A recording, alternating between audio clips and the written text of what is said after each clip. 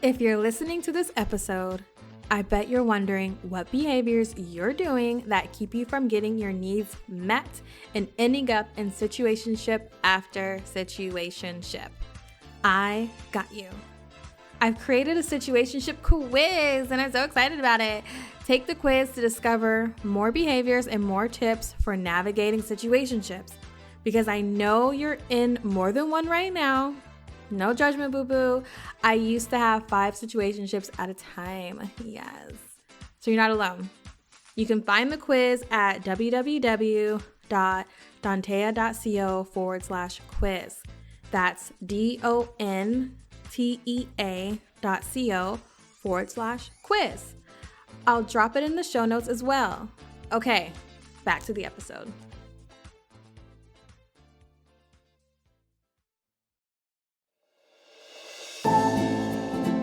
In our fast-paced world, many of us struggle with overthinking and worry that leaves us feeling overwhelmed or stuck. In this podcast, we will hear stories of successful individuals and have conversations and ways to reach our true potential by embracing every micro detail of our identity, especially the flaws that make us unique. This is your host, Maria Grace Wolk. I'm a Filipino-American entrepreneur, psychotherapist, and mom of 2 boys. And my mission is to amplify diverse perspectives and experiences and inspire your journey to wellness and fulfillment. I'm so excited to introduce to you all Dontea Mitchell-Hunter is a self-worth coach, therapist, and speaker that helps women get out of unfulfilling relationships and recreate self-love and happiness, single or partnered. She wants women to know their worth doesn't come from being in a relationship nor what others think of them. Dontea is also the CEO of Soiree in Therapy, an online private practice. She also launched Worth Everything, an online group coaching program for women to see themselves as the prize. Dontea, welcome and thank you for being here to share with us all your knowledge and all things relationship. Your expertise is very much needed, especially these past, 2-3 years where relationships have been really challenging. Finding relationship is challenging and keeping relationships challenging. The pandemic, the lockdown didn't help us at all. And those who are looking to find or people who are in a relationship has had struggles with their partners. But before we dive in, can you please share with us your story? What led you to where you are today? Oh my goodness. Yes. How much time do we have? All the time you want. Thank you for that intro. I love hearing it back because I'm like, I wrote that and it still feels, ooh, yeah, coming to the stage. That's me. It feels really cool. So yeah, my story, how did I get here? Basically, I grew up in a household where I was very hypersensitive to everyone's emotional, how would you say, emotional space. And so, especially my mother's. And so for my mom, she didn't really express her emotions. There would be a lot of mixed messages, right? And so for me, I had to get really good at understanding the message underneath, which led me to a lot of confusion. And I never knew if I was doing something right or not. So fast forward, I get into relationships, friendships, romantic, you name it, whatever, bosses, where it's like this very toxic cycles of me overperforming because I feel like I have to do all these things to keep you interested, to know that I'm a good worker, to know that I'm a good partner, to know that I'm a good friend.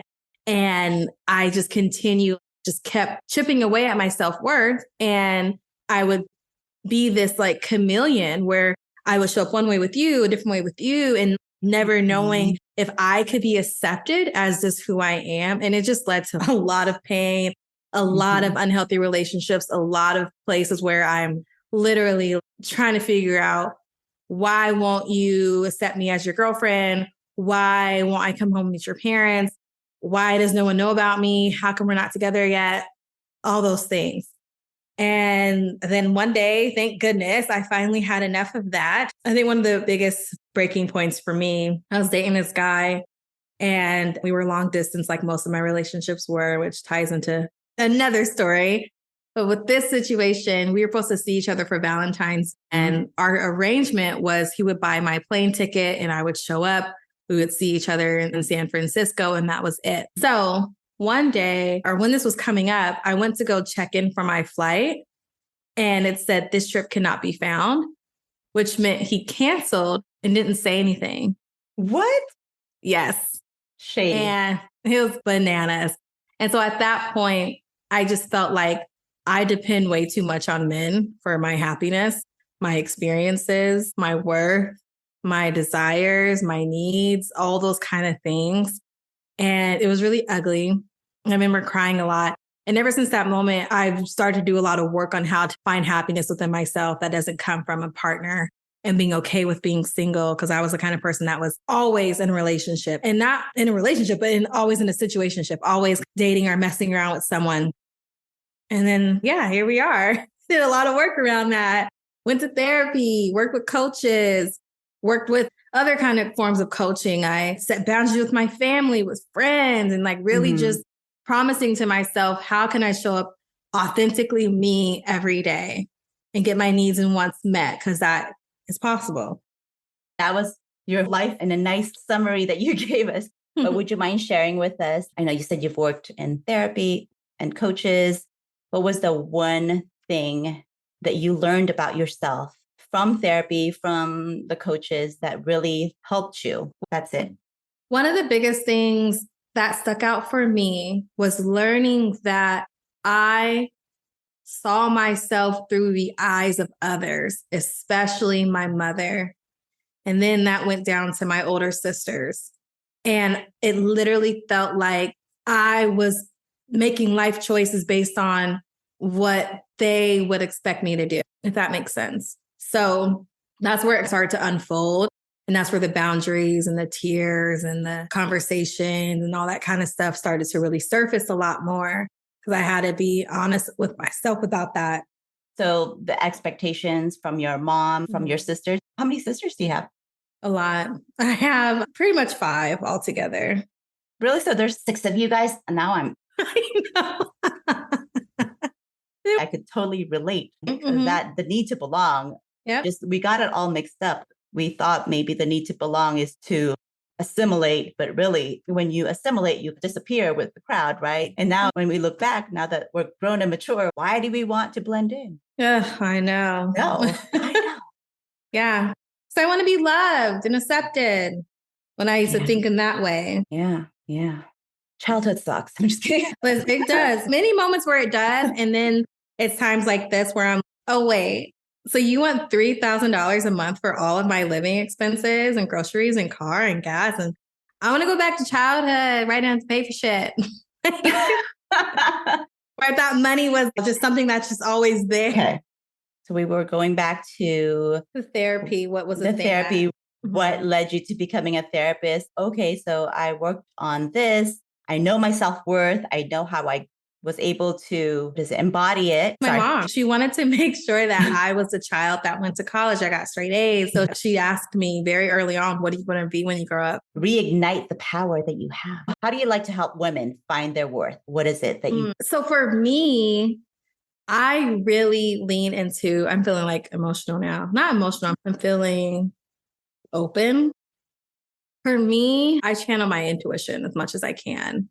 So that's like the basis for me. I think I've experienced so much in my life that I can relate to almost any and every story. And even though I was really young when all these things happened. And so for me, I channel my intuition. I really want women to know we can leave perfectionism to the side. We can leave, I'm not enough or I'm too much.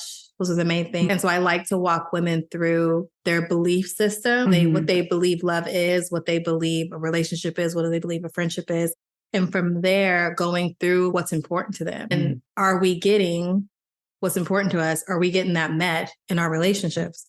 And again, romantic, friendships, family, work, all of it. Because if we do something in one place, we'll do it everywhere else. Yeah, absolutely. Okay, chapstick on. Get your chapstick on. I'm going to get my coffee. Okay. Tell me more about situationships. Is that the new state of dating? What is it? Okay, so that's an interesting question. Situationships have always been around. They're nothing new. It's just a different name. Years ago, people would say it's complicated. Before that, people would say, I have someone. People would say, I'm dating around. people would say, we live together. We're cohabitating. We're not married, but we live together. So it's always been here. A situationship is just a relationship. Like you do all the things you would do in a committed relationship, but you don't have the title. So if something doesn't go the way you would assume your exclusive committed partner would behave or do or treat you, you can't get mad because we're not really committed to each other. The feelings are still there, but you can't really hold me to the fire because I never said I was your boyfriend. I never said I was your girlfriend. So it's messy. There's real feelings felt. There's real pictures taken of our moments, and there's sex, and there's meeting family even sometimes. And at the end of the day, there has been no agreement that we are exclusively committed to each other. So give me an example of your client that comes in. Like, what do they come in for? Example would be, there's this guy that I really like. We met each other maybe 5 years ago and we really liked each other. And at first, when we first met each other, we hooked up and we would just see each other like on the weekends. And then we would start texting every day. But then he just stopped texting me. And I was like, what's going on? And then we would argue about how he might be seeing someone else or he thinks I'm seeing someone else. And then we come back and hang out with each other. And then we'd have another argument. Then we go out to dinner. And then we might travel. But when we traveled, we got in a huge argument because he was talking to this girl. I got really upset about that. And it's been 5 years of that back and forth. Okay, so take me through after hearing that. So let's just say, okay, I'm that client. I come in with that story of my life, 5 years of this. Yeah. That sounds like hell. Yeah. So how do you start? Take me to your process. I always start with just word vomit sessions. Okay. Because I understand that you've gone through this for a long time. And you have a lot to say. You've exhausted your friends about it. You've exhausted your parents about it. You've exhausted whoever will listen about it. And you finally decided you're going to get professional help via coaching, therapy, or people are giving you advice that you're not taking, or you stop talking about it because you feel so ashamed that you're still in this mess. So you come to me and I'm just like, okay, where do you want to start? Do you want to just catch me up on all the things that's happened so I can know about all the things, like just get it all out? We can do that. We also have the option to start with your family dynamics. And so I use genograms because I think it's the holy grail, feels weird to say now. I think it's the major foundation that I need as your clinician, as your coach, to really help you understand how we got here. Because a lot of times we feel like we just fell for someone and they were toxic, and together we've created this toxic cycle mess, right? We're not thinking, like how I said in my story, we're not thinking about how all this started in childhood.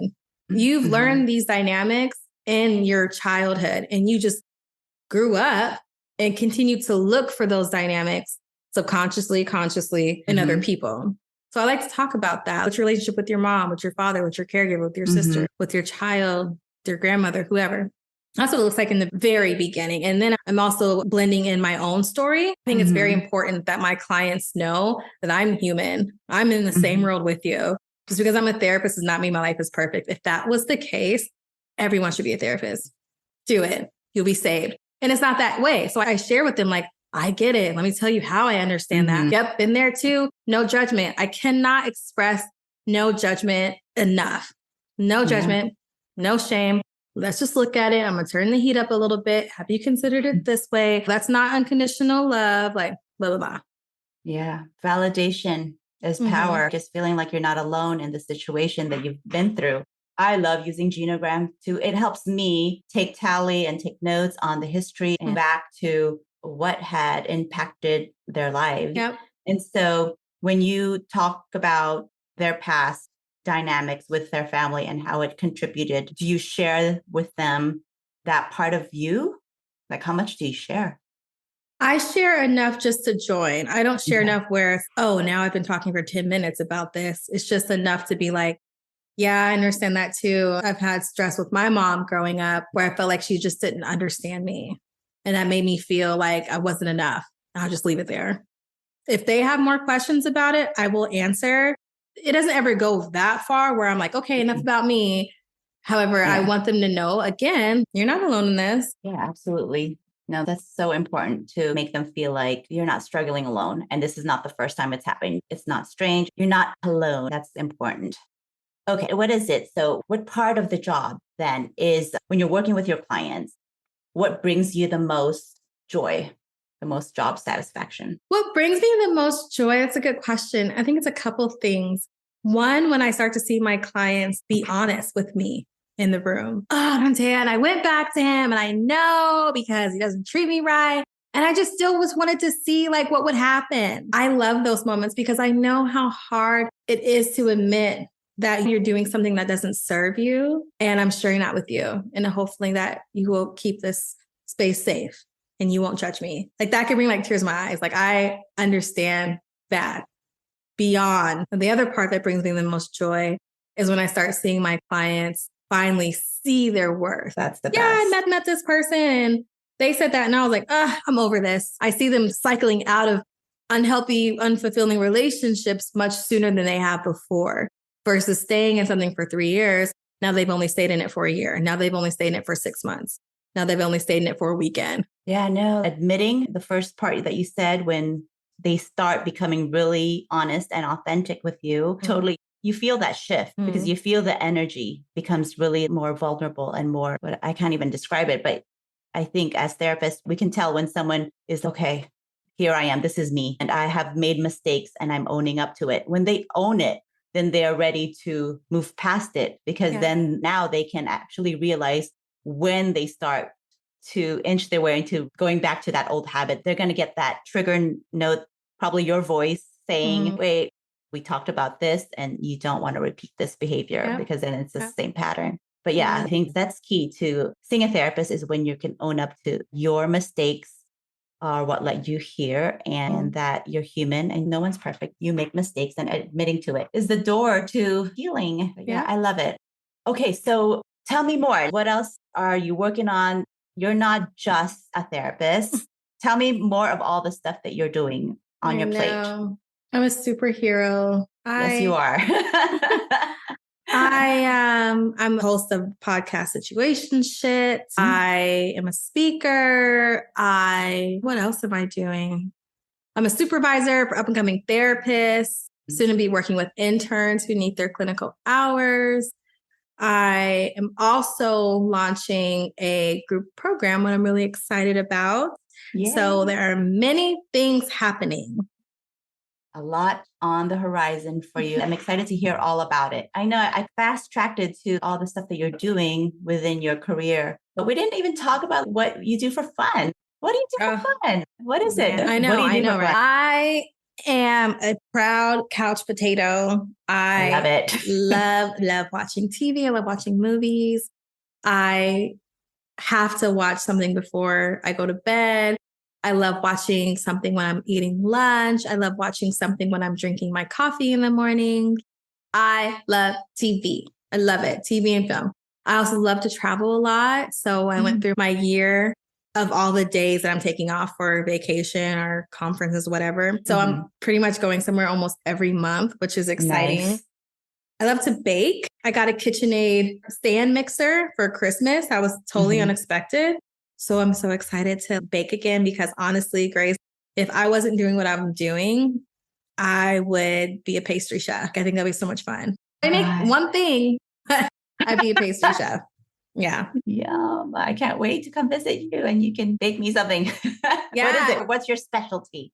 Cupcakes. Cupcakes. Yeah. What kind of cupcakes? I haven't gotten to a niche yet with cupcakes. I just love cupcakes. I'm a cupcake snob. Cake to frosting ratio is very important to me. Density, moist, how big the cupcake is, sprinkles, no sprinkles, flavors, authentic or artificial. Like I am a cupcake snob. You're making me hungry. Why baking? Like when did you know, oh my God, this is so fun? Yeah, I would be bored a lot growing up. The sister closest to me in age, I think we're 7 years apart. So 7 years apart. And she would have her own life, friends over, or she'd be gone. And so I'd be by myself. Like my mom would be there, but she's not always going to want to play with me. And we had this huge cookbook, like huge baking. It said baking and there was like dough and the flour and everything, like cans around it. And I was like, oh, maybe I'll just keep baking. Yeah. And my mom would let me bake. I would literally pick a page I would see what ingredients we had. If we didn't have it, we go get it. And I would just bake. That's so fun. That's what happened. And I didn't learn how to cook until years later, but baking was like everything for me. And so that's what I did. Me in the oven. That's your self-care thing. Tell me how it feels when you're baking. I love it because it's like, one, everybody leave alone. Like, I need to focus. My perfectionism gets to come out because if it says 2/3, I'm doing 2/3. I'm not doing 2/3 0.8. It is 2/3. Cracking egg with one hand. It feels like I'm choreographing a performance that's going to be performed pretty soon. And so I get really excited to put all these things together, see how it tastes. If I want to add different seasoning, am I going to follow it to the book? And like all these mouth watering. I love to see what's going to come out. And and at this point in my life, never thought it was going to suck. I just felt it might be too salty, it might be too sweet, it might be too bland. Like those are my only concerns, but I never think it's going to not be edible. Yeah, because you had a lot of self-trust. You knew you were going to create something delicious. Yeah, because I'm like, why would the recipe not be good? Be bad. That's silly. Yeah, because it's me. I'm making it, right? Yeah. And this person who put it out here was not going to lie to me. So I'm doing it. Yeah. Anything else? Are you promoting? Yeah. Actually, no, before I do that, I want you to give some tips. Can you give 3 tips on relationships? Yeah. So for those who don't realize they're in this type of situationship, what kind of advice can you give them? Or if they are in one? Yeah.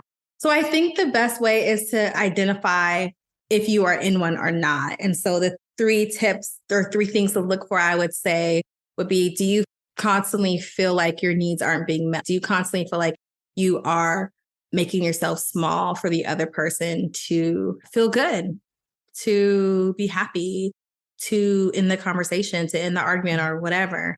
I would also say, are you constantly finding yourself thinking, I deserve better than this, but I'm going to stay anyways because I don't want to be alone? And the third thing I would say to really solidify like that you're probably in a situationship is, do you constantly find yourself wanting to move the needle of the relationship and it's just not being agreed upon, whether that's moving to marriage or moving to exclusivity, meeting the friend? If you feel like you keep getting iced out on making this more committed, making this more exclusive, that's also a situationship. Okay. So you mentioned like when you're constantly really giving it your all, you're the only one working hard to make the relationship work. You feel alone in it. Like you're the only one who wants to make it work. And when you're the only one who's constantly giving, but yet it's not reciprocated, then you're probably in a situationship. What would be a good way to address that in the relationship? Yeah.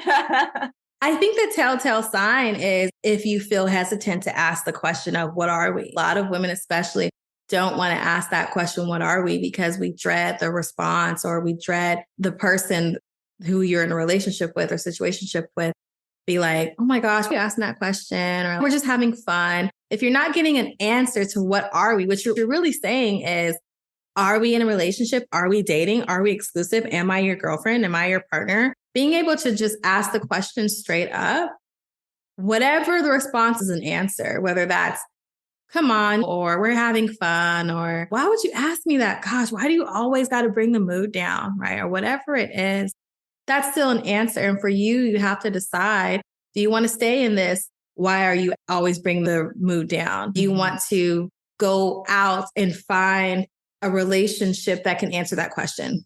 Honestly, what are we doing? We're dating, or I want to see where this goes, or we're committed and I see myself one day marrying you.